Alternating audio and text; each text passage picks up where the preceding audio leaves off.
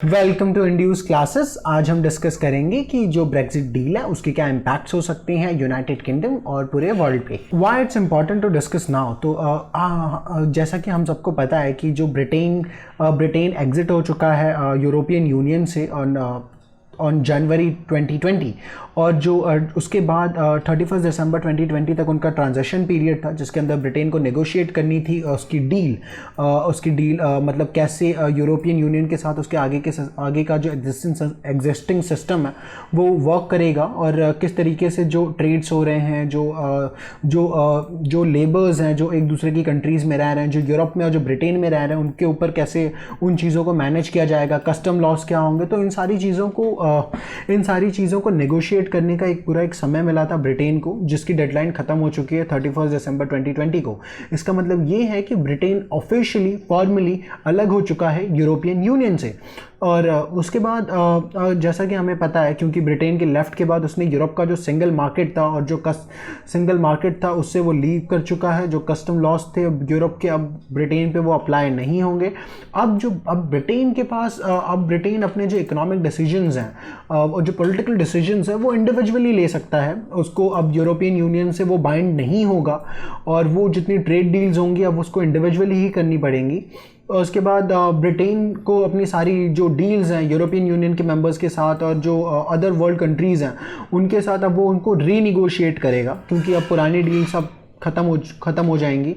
और उसके बाद हम देखेंगे कि इसमें now we have to look into what Britain can achieve और loss after exit from European Union. तो यूरोपियन यूनियन से बाहर आने के बाद ब्रिटेन क्या हासिल कर सकता है और क्या क्या उसको लॉसेस हुए हैं।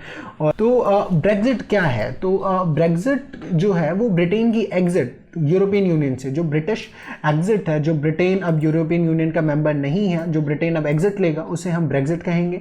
ब्रिटेन यूरोपियन यूनियन का मेंबर था 1973 से, मतलब हाफ ऑफ डेकेड, मतलब पूरे लगभग 50 साल के आसपास के समय तक ब्रिटेन मेंबर था यूरोपियन यूनियन का। और ब्रिटेन ने फिर 2016 में जो ब्रिटेन की जो कंजर्वेटिव गवर्नमेंट थी उन्होंने रेफरेंडम कराया था अपनी कंट्री में, जिसका रेफरेंडम का जो रिजल्ट था वो ये था कि जो 17.4 मिलियन पीपल जो लोग थे उन्होंने ब्रेक्जिट के फेवर में वोट दिया। मतलब वो चाहते थे कि ब्रिटेन अलग हो यूरोपियन यूनियन से। और जो 16.1 मिलियन जो लोग थे उन्होंने वोट किया कि ब्रिटेन को कंटिन्यू करना चाहिए यूरोपियन यूनियन के साथ और उसको यूरोपियन यूनियन का मेंबर बने रहना चाहिए। तो काफ़ी हद तक एक थिन मेजॉरिटी थी और थिन मेजॉरिटी थी एग्जिट करने वालों के फेवर में, और जिसकी वजह से जो ब्रिटेन था उसने डिसाइड किया कि वो अब एग्जिट करेगा यूरोपियन यूनियन से। तो इसके अंदर भी ब्रिटेन काफ़ी हद तक दो हिस्सों में डिवाइड हो चुका था। और जो लोग कह रहे थे कि उनको अलग होना है यूरोपियन यूनियन से, वो ज़्यादातर वो लोग थे जो ये बिलीव करते थे कि जो इमिग्रेशन है यूरोप की तरफ, जो इमिग्रेशन बढ़ रहा है उससे ब्रिटेन को बहुत ज़्यादा लॉसेज होंगे। जो इमिग्रेंट्स हैं वो ब्रिटेन में भर रहे हैं, क्योंकि जो यूरोपियन यूनियन की जो पॉलिसीज़ हैं वो इमिग्रेशन को लेके बहुत ही सख्त नहीं हैं और काफ़ी हद तक ये इमिग्रेंट्स का डर। दूसरी बात ये हो सकता है कि जो लेबर फोर्स है जो बाहर से आके ब्रिटेन में काम कर रही है, तो जो कंजर्वेटिव पीपल्स हैं, जो काउंट्री साइड के जो ज़्यादातर लोग हैं वो उनको काफ़ी हद तक वो इनसिक्योर फील कर रहे थे। तो ये भी एक रीज़न हो सकता है कि जो वोटिंग थी वो ज़्यादातर इनके फेवर में गई। जबकि जो लोग थे जो ब्रिटेन को चाहते थे कि वो यूरोपियन यूनियन का मेंबर बने, वो काफ़ी हद तक सपोर्ट करते थे फ्री ट्रेड को। वो सपोर्ट करते थे कि लोगों के ईजी मूवमेंट को यूरोप और ब्रिटेन के बीच में।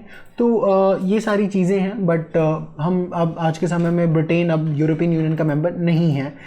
ओके, तो यूरोपियन यूनियन क्या है? यूरोपियन यूनियन ऑलमोस्ट 27 कंट्रीज़ का एक ग्रुप है, जो यूरोप में ग्रुप है, जो कोऑपरेट करती हैं इकोनॉमिकली और पॉलिटिकली एक दूसरे के साथ।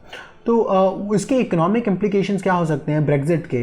तो यूके, क्योंकि अब जो यूरोपियन यूनियन के जो लॉस थे, जैसे जो कस्टम था, जो सिंगल मार्केट था, तो अब ये सब यूनाइटेड किंगडम पे अप्लाई नहीं होते हैं, यूनाइटेड किंगडम पे अप्लाई नहीं होंगे। इंस्टीड अब it has a trade deal.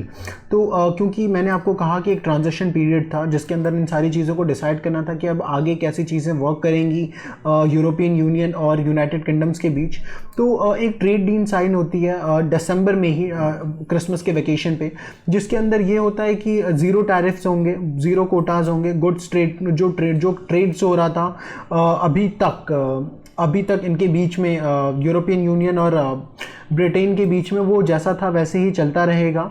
और जिससे ब्रिटेन ऑलमोस्ट $894 बिलियन सिक्योर कर लेता है, मतलब इतने लॉसेस से वो खुद को बचा लेता है, क्योंकि जैसा कि हमें पता है जो पेपर वर्क्स और बहुत सारी चीज़ें होती है, कस्टम्स होते हैं, वो काफ़ी हद तक ट्रेड को अफेक्ट करते हैं। बट इस ट्रेड डील के बाद यूरोपियन यूनियन और ब्रिटेन में जो ट्रेड डील हुई है उसके बाद इन चीज़ों को काफ़ी हद तक ब्रिटेन सिक्योर कर लेता है कुछ समय के लिए। उसके बाद यहाँ पे अगर एक चीज़ यहाँ पे ये है कि जो ब्रिटेन है, जो यूनाइटेड किंगडम्स है, उसको ऑलमोस्ट एक डाइवर्स बिल जिसे कहा जा रहा है लगभग 25 बिलियन पाउंड्स 2057 तक उनको पे करने होंगे यूरोपियन यूनियन को। और ये 25 बिलियन पाउंड्स वो अमाउंट होगा जो ब्रिटेन ने अपने प्रोमिसेस किए थे, जो फाइनेंशियल कमिटमेंट्स थी उसकी यूरोपियन यूनियन के तहत जो उसने पास्ट में दी थी। तो ये एक डाइवोर्स बिल है 25 बिलियन का जो यूरोपियन यूनियन को पे करना होगा यूनाइटेड किंगडम्स को 2057 तक। उसके बाद जैसा कि 2017 की एक रिपोर्ट थी जिसमें ये था कि क्योंकि आफ्टर ब्रेग्जिट जो ब्रिटिश हाउस होल्ड्स हैं, मतलब जो लोग हैं, उनके ऊपर लगभग 400 पाउंड ज़्यादा का बर्डन आएगा, जो मॉनेटरी बर्डन आएगा, उनके एक्सपेंसेस बढ़े हैं 400 पाउंड से, क्योंकि जैसा कि मैंने आपको कहा कि ट्रेड में रुकावटें, टैरिफ्स, ये सारी चीज़ें होती हैं जो काफ़ी हद तक जो गुड्स हैं उनकी प्राइसेस हाई हो सकती हैं इन सारी चीज़ों की वजह से। तो ये भी एक चीज़ है जिसको ब्रिटेन को देखना होगा। उसके बाद जो पॉलिटिकल इम्प्लीकेशंस क्या हो सकते हैं, तो जैसा कि जो new agreement allows the northern Ireland to adopt European union customs rules so that is not a hard border between the two adjacent countries. Instead, there is a customs and regulatory borders between Great Britain and Northern Ireland and Irish Sea. तो इसे हम map की मदद से समझते हैं।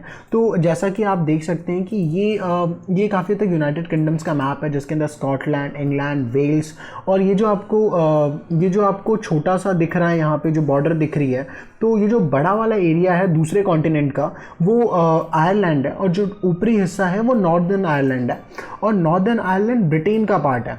तो जैसा कि अभी तक के एग्जिस्टेंस सिस्टम में था, क्योंकि ब्रिटेन यूरोपियन यूनियन का हिस्सा था, तो जो आयरिश लोग हैं, जो मतलब क्योंकि दोनों लोग आयरिश मूल को ही बिलोंग करते हैं, ऑल दो ये कंट्रीज अलग अलग हैं, आयरलैंड, रिपब्लिक ऑफ आयरलैंड एक अलग कंट्री है, फिर ये जो ऊपरी हिस्सा आपको दिख रहा है दूसरे आइलैंड का, तो ये नॉर्दर्न आइलैंड है। तो ये लोग अभी तक बहुत ही आसानी से, क्योंकि फ्री मूवमेंट था पीपल का, बहुत ज़्यादा चेकिंग्स नहीं होती थी, तो यहाँ पे काफ़ी हद तक चीज़ें अच्छी चल रही थी। तो ये माना जा रहा, तो ये एक प्रॉब्लम हो सकती थी अगर ब्रिटेन और यूरोपियन यूनियन के बीच में ये अग्रीमेंट नहीं होता, कि यहाँ पे काफ़ी हद तक प्रॉब्लम्स क्रिएट हो सकती थी। एक हार्ड बॉर्डर का मतलब है, मतलब प्रॉपर सिक्योरिटी चेक्स होंगे, लोगों के मतलब पासपोर्ट और वीज़ाज अप्लाइड होंगे अगर आप एक कंट्री से दूसरे कंट्री ट्रैवल करते हो। बट क्योंकि एक अग्रीमेंट हो चुका है दोनों के बीच में, तो जो आयरिश आइलैंड्स हैं, मतलब ये जो ऊपरी हिस्सा है आयरलैंड का और ये जो जो बड़ा वाला हिस्सा है, तो ये लोग अभी भी आपस में आराम से मूव कर पाएंगे, क्योंकि जो नॉर्दर्न आयरलैंड है उसके ऊपर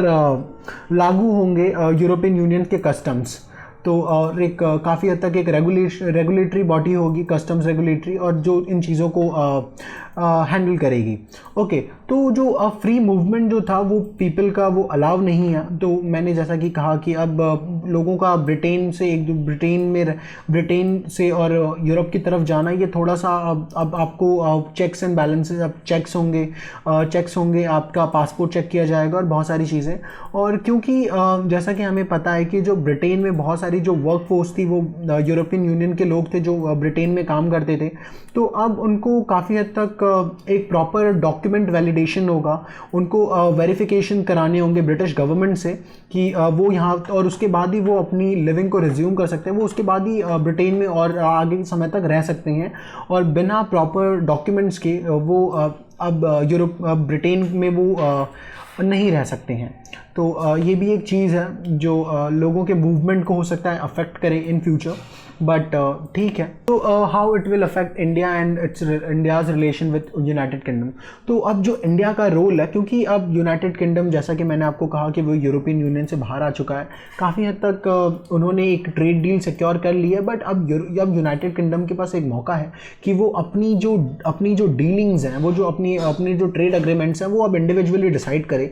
तो अब इंडिया और इंडिया के साथ जो दुनिया की और भी कंट्रीज़ हैं, वो जो वर्ल्ड की कंट्रीज़ हैं, जिनके साथ अब वापस ब्रिटेन को अपनी डील्स को, ट्रेड डील्स को रीनिगोशिएट करना होगा, और इसमें इंडिया का जो रोल है वो काफ़ी क्रिटिकल हो सकता है। ताकि हमें पता है कि इंडिया एक बहुत ही लार्ज मार्केट है, तो ब्रिटेन भी चाहेगा कि वो इंडिया के साथ अच्छे इन्वेस्टमेंट्स करे, अच्छे रिलेशंस हों उनके, और इंडियन इन्वेस्टमेंट्स ब्रिटेन में जाए।